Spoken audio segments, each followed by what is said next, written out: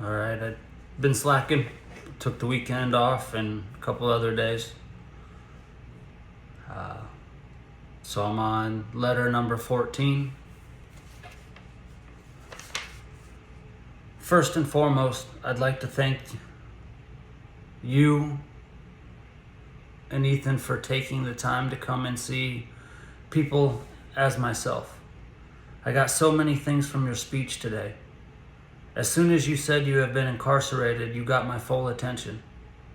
You're not just one of those that read books and just go off of that. You've actually been through it and felt the true pain that people like me go through and are still going through. I get my respect for that, Ethan. And not just going through it, but switching it around on them like you did. A normal person would have stayed who they were and use the same drive that I'm using now to prove everybody wrong and becoming somebody.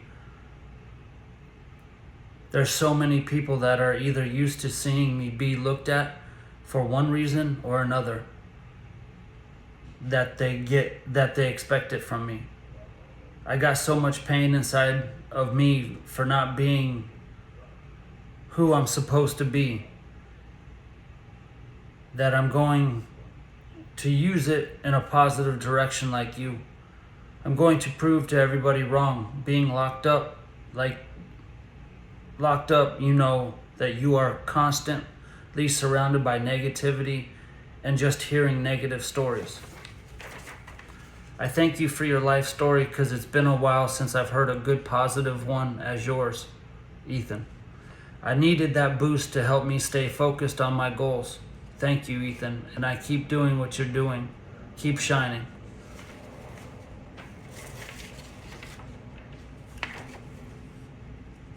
Yeah, again, it's trying to just, decipher all this different cursive handwriting is difficult. And again, some of these men, don't have any education, so taking it from the page and then reading it's kind of difficult on some of these.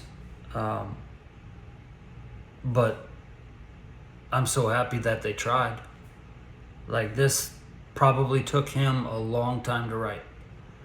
And I know just from the 14 letters I've read that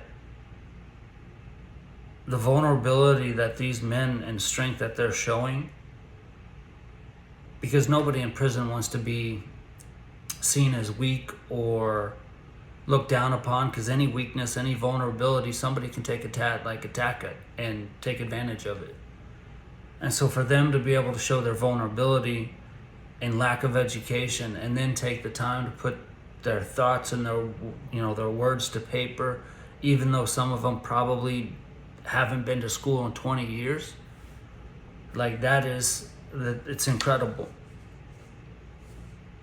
And there's a lot to take from this letter, and I'm trying to figure out the negativity. I know exactly what he's going through. And it is for anybody.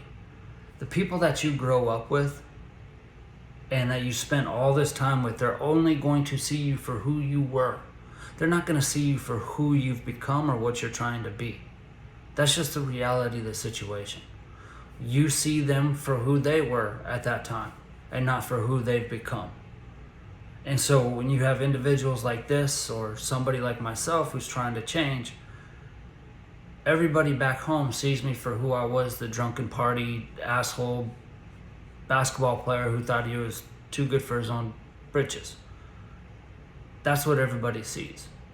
They don't see the constant change, the reading, the writing, the therapy, the meditation. They don't see the workouts. They don't see the 40 hours of driving in a 2 or 3 day period to go do speeches in the middle of South Dakota, to sacrifice, to go from the border of Canada all the way down to Colorado and go from -15 in the morning degrees, like your car is freezing -15 to all of a sudden it's 62 degrees when you get across into the South Dakota, like Nebraska border. They don't see those sacrifices. And so they see you for who you were. And so this man is trying to change inside these prison systems, and they all see him for who he was when he came in. And depending on what age he was and what happened to this crime and all that type of stuff, is going to dictate who he is during those first 3 years, 5 years that he's incarcerated. But then he's trying to change, and he's still stuck in the same position. So people can't see the change he's trying to move and do. And so he's surrounded by all the same negativity that he had when he first came in. And he's trying to change, but it's so hard because all that constant negativity is still surrounding him. And this program is for inmates who are going to be released in the next 36 months. So they got 3 years before they're about to be released. Some of them, it's like 2 weeks. Some of them, it's 36 months. But these are the ones that are trying to change. They're in a prison system where the other 2,000 inmates don't care. They're not trying to change. Some are there for life, so they're stuck. And so they sometimes see that as negative. Like, you have to be careful who you trust in prison at sometimes, because there are people who don't want to see you get out. If there's guys that are in there for life and they know you're getting out, they can do some bad stuff to you because they don't want to see you get out. And so you have these inmates who are doing this program, and they're pouring their heart and their vulnerability. They don't know what's going to happen when they walk out of not only these walls that they see me in, but the walls that they're going to go back to their T buildings or wherever their cells are at. Because they're all coming from different pods, and different pods have different, basically cultures. You can have one pod where there's people that are trying to change, and then you go another building over, and it's violent offenders who don't care about anybody, not themselves, nobody. Well, what if you get one good person in that pod and they're trying to change? Well, they're surrounded by all that negativity. And I'm not going to quote the Bible. I don't know any scripture, but I do know that there's a story that I've taken to heart because I've tried to live it. There's a story that you can't survive. It's harder to survive and be seen as great in the place that you grew up. So in order to grow and become the person that you're supposed to, you got to move. So that's a big piece of why I moved. I got to get out of the same place that's been holding me down for decades. I've been trying to get away from that place. And it always kept pulling me back. It's still trying to pull me back. I don't want to go back. I don't have anything there for me. I don't. I've got to survive and do things on my own. I have to protect myself and the things that I'm trying to do. I don't want to go back to Colorado. I don't like it, never have. But people don't understand that because they all see it as that's their place. What's funny is that those people moved to Colorado to get away and do their own thing. So they should see that I'm just doing what they did in the first place. So whether they moved to Colorado for college basketball, whether they moved there for school, whatever it was, that's why I moved away. I'm trying to do something on my own. I'm trying to build something that people don't have any clue about. They have zero clue what I'm trying to build. It's massive. It's hard. But when you're surrounded by negativity, it won't happen. So I have learned over the years that if people are going to bring me down or don't see my vision, I don't mess with people. And that's what this gentleman's got to do. But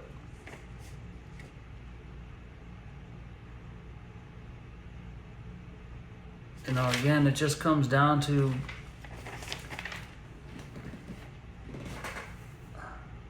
it is hard. Building a business is hard. Building a career is hard. And then on top of that, trying to do it as a convicted felon makes it even harder. Housing. People overlook that. Now a divorce. These are all things that are stacked against you. All things that are trying to make you go back to who you used to be. All I know is I can't drink. I can't. Trust me, I want to go have fun. I'm bored. My life is so boring. I am so bored with my life. But it's because I have one objective. I have one objective. But if I go out because I get bored one night and I go to a bar to go meet people and have fun and go to a club and drink and party, my dream is to like go to Thailand or some foreign country and go live a normal life and never be seen again. And go drink over there and party and do like, I could do that. But I've chose to stay here and focus on my goals and my dreams.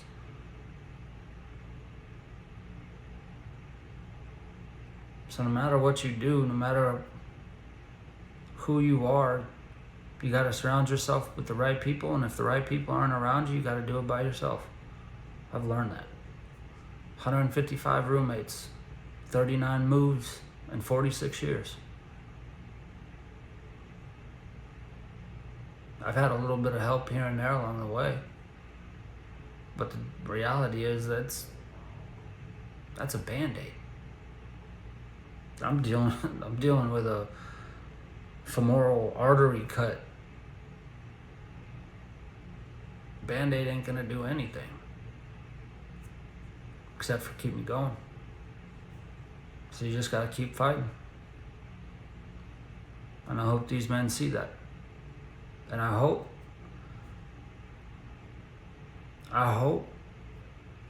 that this podcast, this video cast, whatever this stupid thing is, that the only people that are watching it, this YouTube stuff, are men coming out of the joint.